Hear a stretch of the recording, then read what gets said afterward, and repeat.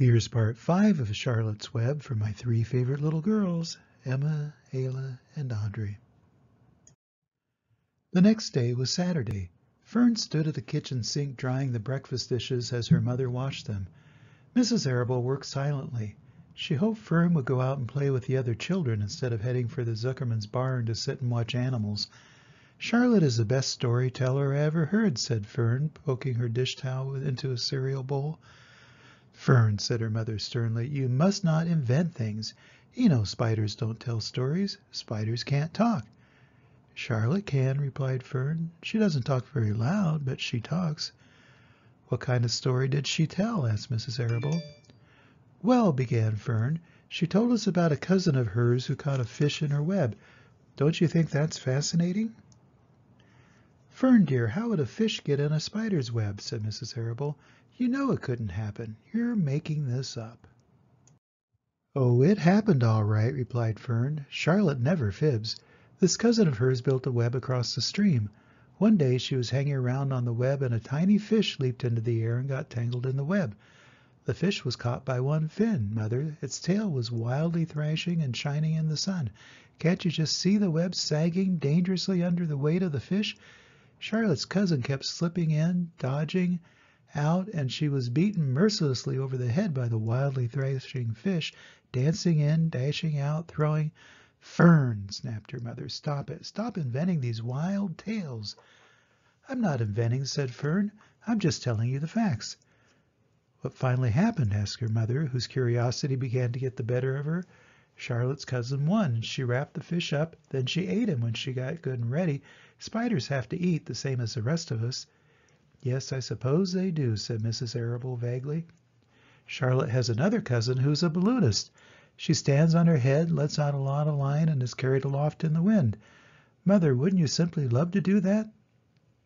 "Yes, I would, come to think of it," replied Mrs. Arable. "But Fern, darling, I wish you would play outside today instead of going to Uncle Homer's barn. Find some of your playmates and do something nice outdoors. You're spending too much time in that barn. It isn't good for you to be alone so much." "Alone," said Fern. "Alone? My best friends are in the barn cellar. It's a very sociable place. Not at all lonely." Fern disappeared after a while, walking down the road toward Zuckerman's. Her mother dusted the sitting room. As she worked, she kept thinking about Fern. It didn't seem natural for a little girl to be so interested in animals. Finally, Mrs. Arable made up her mind she would pay a call on old Dr. Dorian and ask his advice. She got in the car and drove to his office in the village. Dr. Dorian had a thick beard. He was glad to see Mrs. Arable and gave her a comfortable chair. "It's about Fern," she explained.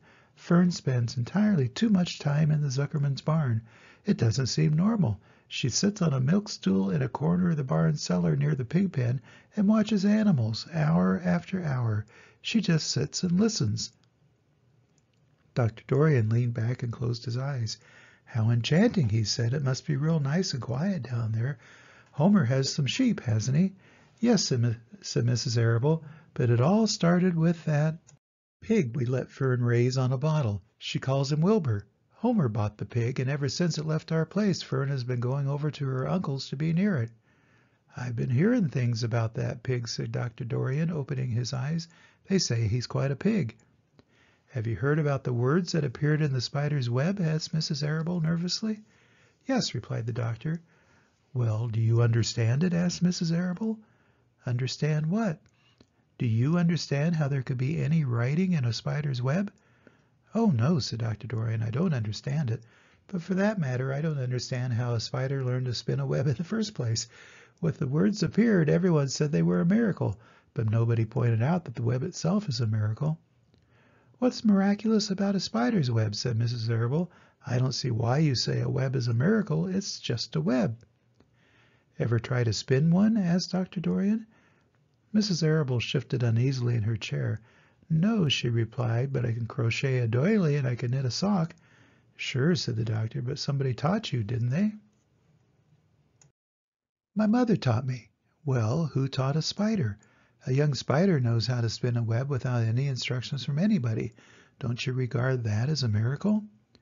"I suppose so," said Mrs. Arable. "I never looked at it that way before. Still, I don't understand how those words got into the web. I don't understand it, and I don't like what I can't understand." "None of us do," said Dr. Dorian, sighing. "I'm a doctor.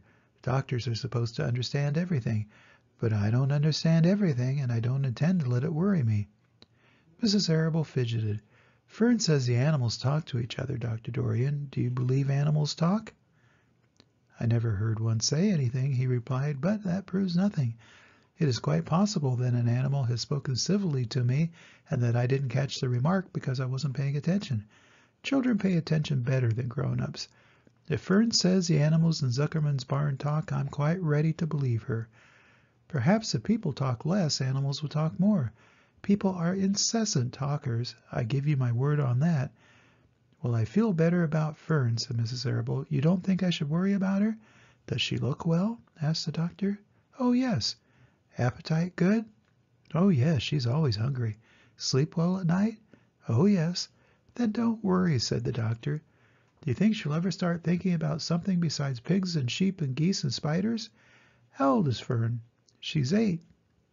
"Well," said Dr. Dorian, "I think she will always love animals, but I doubt that she spends her entire life at Homer Zuckerman's barn cellar. How about boys? Does she know any boys?" "She knows Henry Fussy," said Mrs. Arable brightly. Dr. Dorian closed his eyes again and went into deep thought. "Henry Fussy," he mumbled. Remarkable. Well, I don't think he'd have anything to worry about. Let Fern associate with her friends in the barn if she wants to. I would say offhand that spiders and pigs were fully as interesting as Henry Fussy. Yet I predict that the day will come when even Henry will drop some chance remark that catches Fern's attention. It's amazing how children change from year to year. "How's Avery?" he asked, opening his eyes wide. "Oh, Avery," chuckled Mrs. Arable. "Avery is always fine. Of course he gets into poison ivy and gets stung by wasps and bees and brings frogs and snakes home and breaks everything he lays his hands on. He's fine." "Good," said the doctor. Mrs. Arable said goodbye and thanked Dr. Dorian very much for his advice. She felt greatly relieved. The crickets sang in the grasses. They sang the song of summer's ending, a sad, monotonous song. "Summer is over and gone," they sang. "Over and gone, summer is dying, dying." The crickets felt it was their duty to warn everybody that summertime cannot last forever. Even on the most beautiful days in the whole year, the days when summer is changing into fall, the crickets spread the rumor of sadness and change. Everyone heard the song of the crickets. Avery and Fern Arable heard it as they walked the dusty road. They knew that school would soon begin again. The young geese heard it and knew that they would never be little goslings again. Charlotte heard it and knew that she hadn't much time left. Mrs. Zuckerman, at work in the kitchen, heard the crickets, and a sadness came over her too. "Another summer gone," she sighed. Lurvy, at work building a crate for Wilbur, heard the song and knew it was time to dig potatoes. "Summer is over and gone," repeated the crickets. "How many nights till frost?" sang the crickets. "Goodbye, summer, goodbye, goodbye." The sheep heard the crickets, and they felt so uneasy they broke a hole in the pasture fence and wandered up into the field across the road. The gander discovered the hole and let his family through, and they walked to the orchard and ate the apples that were lying on the ground. A little maple tree in the swamp heard the crickets sing and turned bright red with anxiety. Wilbur was now the center of attraction on the farm. Good food and regular hours were showing results. Wilbur was a pig any man would be proud of. One day more than 100 people came to stand in his yard and admire him. Charlotte had written the word radiant, and Wilbur really looked radiant as he stood in the golden sunlight. Ever since the spider had befriended him, he had done his best to live up to his reputation. When Charlotte's web said "some pig," Wilbur had tried hard to look like some pig. When Charlotte's web said "terrific," Wilbur had tried to look terrific. And now that the web said "radiant," he did everything possible to make himself glow. It is not easy to look radiant, but Wilbur threw himself into it with a will. He would turn his head slightly and blink his long eyelashes. Then he would breathe deeply, and when his audience grew bored, he would spring into the air and do a back flip with a half twist. At this the crowd would yell and cheer. "How's that for a pig?" Mr. Zuckerman would ask, well pleased with himself. "That pig is radiant." Some of Wilbur's friends in the barn worried for fear all this attention would go to his head and make him stuck up, but it never did. Wilbur was modest. Fame did not spoil him. He was still worried about the future, as he could hardly believe that a mere spider would be able to save his life. Sometimes at night he would have a bad dream. He would dream that men were coming to get him with knives and guns, but that was only a dream. In the daytime Wilbur usually felt happy and confident.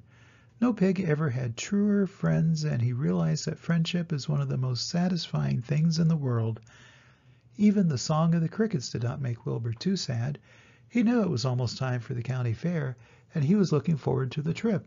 If he could distinguish himself at the fair and maybe win some prize money, he was sure Zuckerman would let him live. Charlotte had worries of her own, but she kept quiet about them. One morning Wilbur asked her about the fair. "You're going with me, aren't you, Charlotte?" he said. "Well, I don't know," replied Charlotte. "The fair comes at a bad time for me. I shall find it inconvenient to leave home even for a few days." "Why?" asked Wilbur. "Oh, I just don't feel like leaving my web. Too much going on around here." "Please come with me," begged Wilbur. "I need you, Charlotte. I can't stand going to the fair without you. You've just got to come." "No," said Charlotte. "I believe I'd better stay home and see if I can't get some work done." "What kind of work?" asked Wilbur. "Egg laying. It's time I made an egg sack and filled it with eggs." "I didn't know you could lay eggs," said Wilbur in amazement. "Oh, sure," said the spider. "I'm versatile." "What does versatile mean? Full of eggs?" asked Wilbur. "Certainly not," said Charlotte. "Versatile means that I can turn with ease from one thing to another. It means I don't have to limit my activities to spinning and trapping and stunts like that." "Why don't you come with me to the fairgrounds and lay your eggs there?" pleaded Wilbur. "It would be wonderful fun." Charlotte gave her web a twitch and moodily watched it sway. "I'm afraid not," she said. "You don't know the first thing about egg laying, Wilbur. I can't arrange my family duties to suit the management of the county fair. When I get ready to lay eggs, I have to lay eggs, fair or no fair. However, I don't want you to worry about it. You might lose weight. We'll leave it this way. I'll come to the fair if I possibly can." "Oh, good," said Wilbur. "I knew you wouldn't forsake me just when I need you most." All that day Wilbur stayed inside, taking life easy in the straw. Charlotte rested and ate a grasshopper. She knew that she couldn't help Wilbur much longer. In a few days she would have to drop everything and build the beautiful little sack that would hold her eggs. The night before the county fair, everybody went to bed early. Fern and Avery were in bed by 8. Avery lay dreaming that the Ferris wheel had stopped and that he was in the top car. Fern lay dreaming that she was getting sick in the swings. Lurvy was in bed by 8:30. He lay dreaming that he was throwing baseballs at a cloth cat and winning a genuine Navajo blanket. Mr. and Mrs. Zuckerman were in bed by 9. Mrs. Zuckerman lay dreaming about a deep freeze unit. Mr. Zuckerman lay dreaming about Wilbur. He dreamt that Wilbur had grown until he was 116 feet long and 92 feet high, and that he had won all the prizes at the fair and was covered with blue ribbons and even had a blue ribbon tied to the end of his tail. Down in the barn cellar, the animals too went to sleep early, all except Charlotte. Tomorrow would be fair day. Every creature planned to get up early to see Wilbur off on his great adventure. When morning came, everybody got up at daylight. The day was hot. Up the road at the Arable's house, Fern lugged a pail of hot water to her room and took a sponge bath. Then she put on her prettiest dress because she knew she would see boys at the fair. Mrs. Arable scrubbed the back of Avery's neck and wet his hair and parted it and brushed it down hard till it stuck to the top of his head, all but about 6 hairs that stood straight up. Avery put on clean underwear, clean blue jeans, and a clean shirt. Mr. Arable dressed at breakfast, ate breakfast, and then went out and polished his truck. He had offered to drive everybody to the fair, including Wilbur.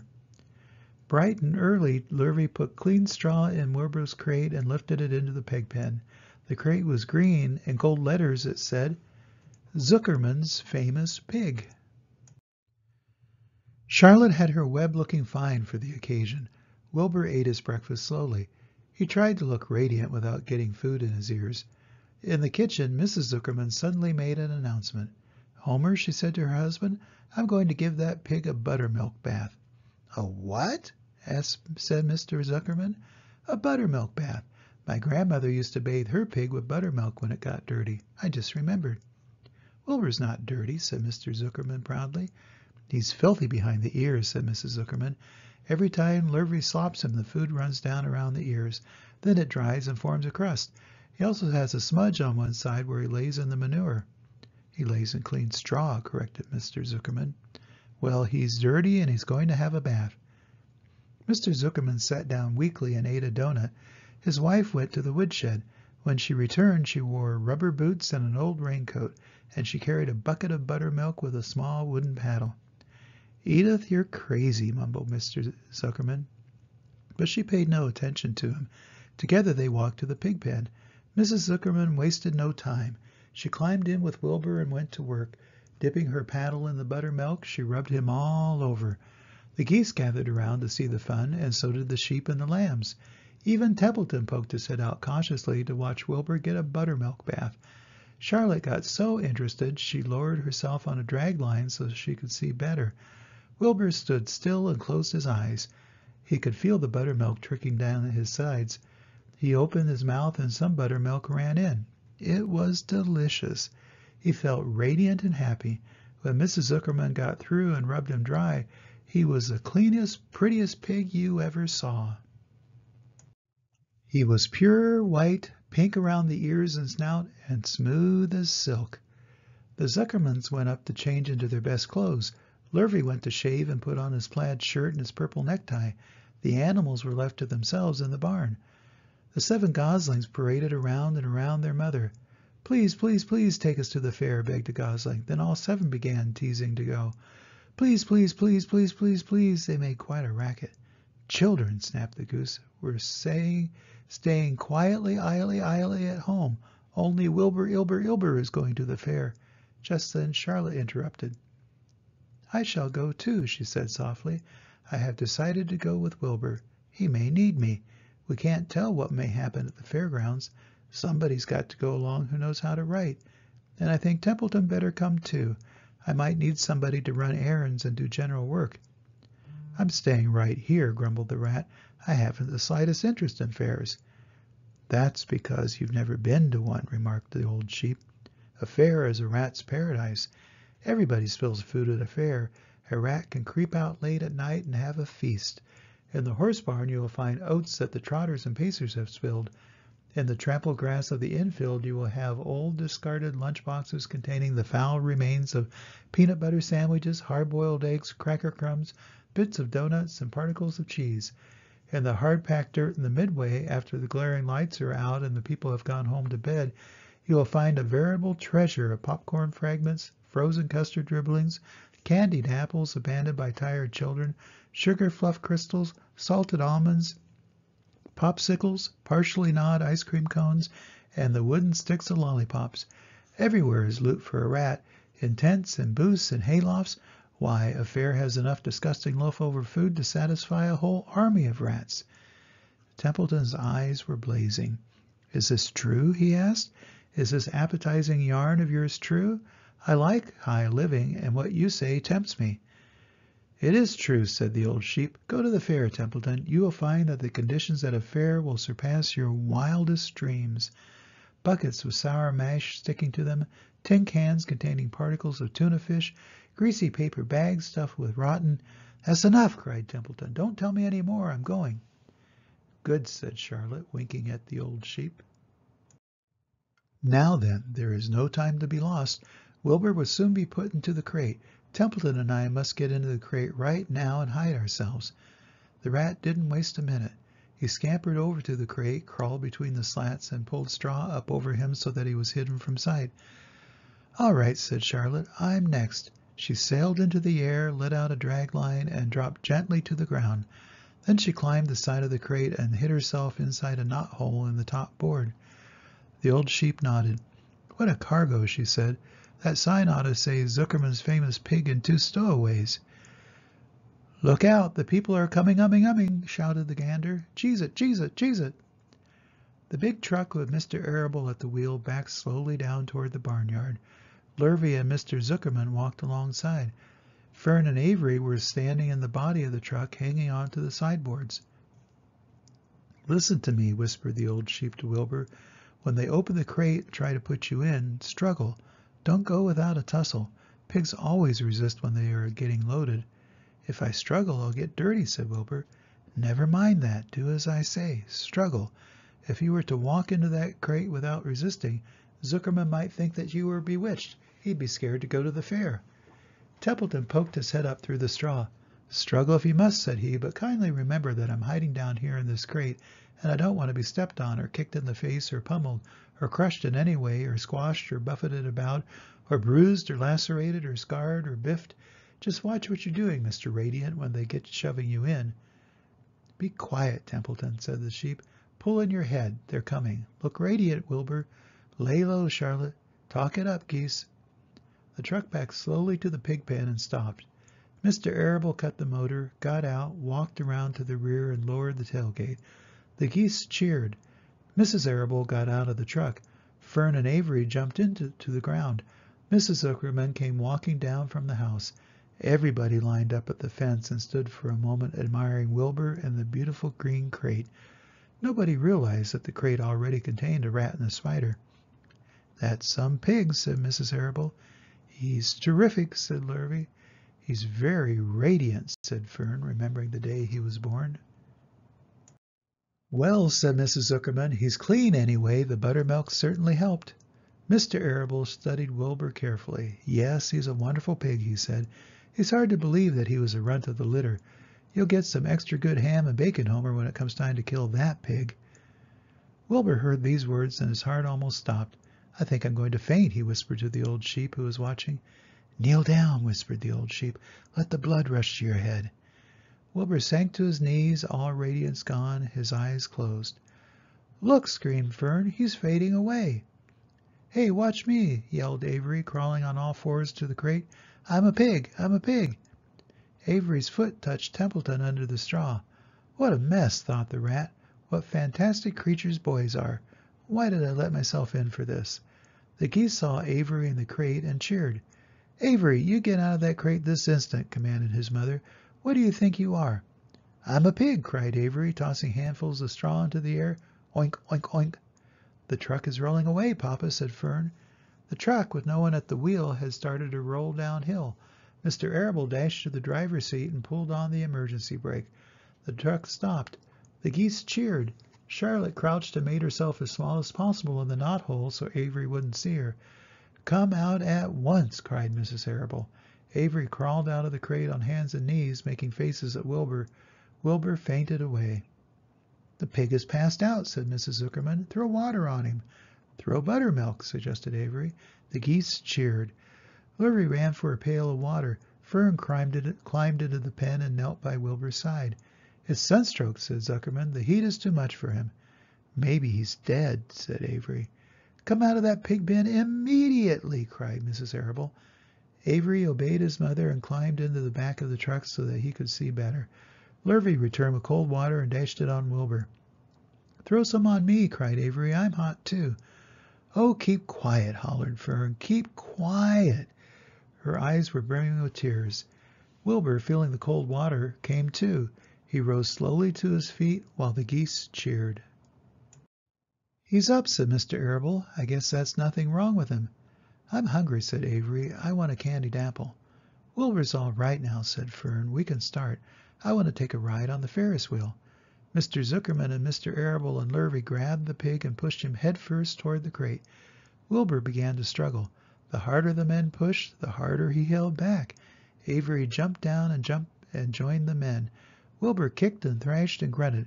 "Nothing wrong with this pig," said Mr. Zuckerman cheerfully, pressing his knee against Wilbur's behind. "All together now, boys. Shove!" With a final heave, they jammed him into the crate. The geese cheered. Lurvy nailed some boards across the end so Wilbur couldn't back out. Then, using all their strength, the men picked up the crate and heaved it aboard the truck.